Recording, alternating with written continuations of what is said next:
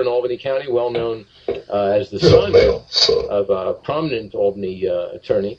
Will be joining us at 10:20 to talk about those allegations. This involves that NXIVM group that the Albany Times-Union has been writing a lot about. And David Soares, once again, not answering questions, must have really put the Times-Union on the horns of a dilemma, looking into NXIVM and David Soares, since for so long they've been, in the view of a great many people in this area, carrying David Soares' water, functioning as a press office for the Albany DA's operation, and then lo and behold, they too stumble on something.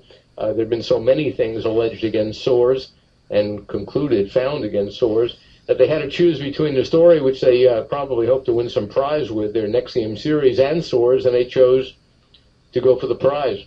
And I've been around this area for a long time. It's the worst DA not only I've seen in this area, but in any place I've ever seen a DA. I was chatting during the break with John Kowalski up at or down at the station. He was down at the TU Center.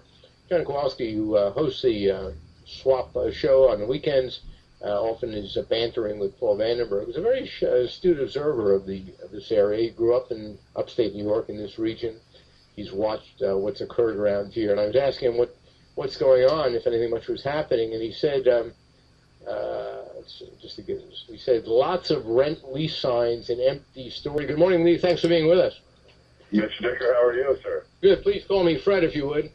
Of course, Fred. Good to have you with us. Let me ask you about this story. It involves a guy, I never heard of him, or maybe it was a woman, Kristen Keefe, who was a top aide to the NXIVM founder, Keith Raniere, was given access to the Albany County's DA's office to help put together a criminal case, which was ultimately thrown out. And apparently because of this access, the individual who was initially charged criminally, Joseph O'Hara, is suing a whole group of people, including the DA, which would make the Albany County responsible if there's a successful judgment.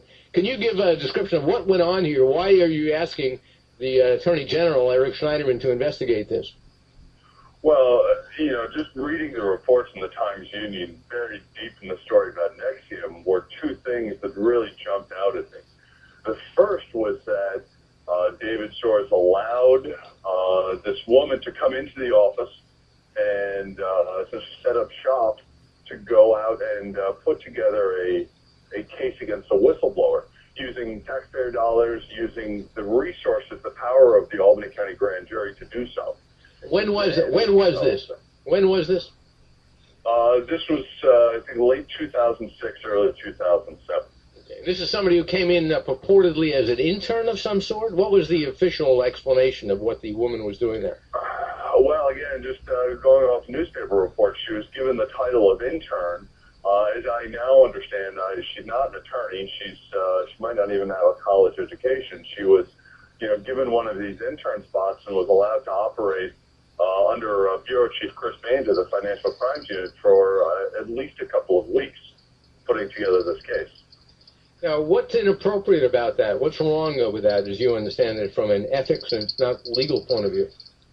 Well, the grand jury process itself is entirely confidential. At the end of the day, not many people actually ever get access to the grand jury. Obviously, it's an independent body, but it's also a tool of the prosecutor. And because of its secrecy, it's given a lot of power.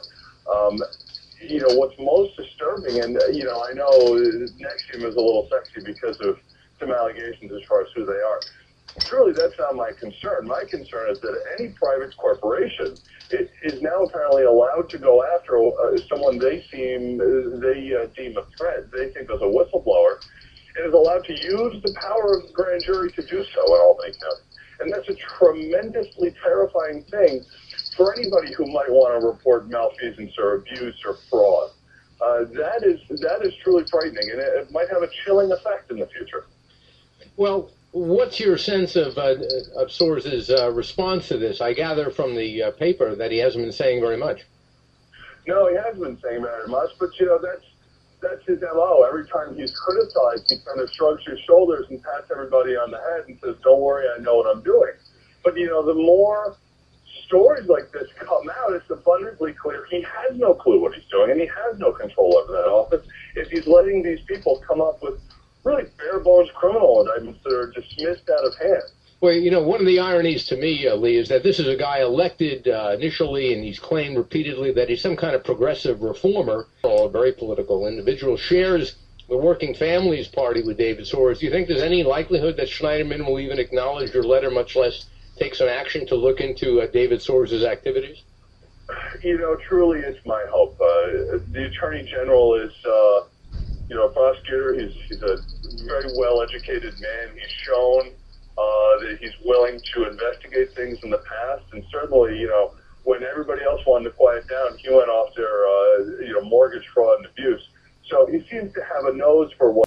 Right, it's not certain. We keep hearing rumblings and rumors that it's going to be June 26th is going to be consolidated. And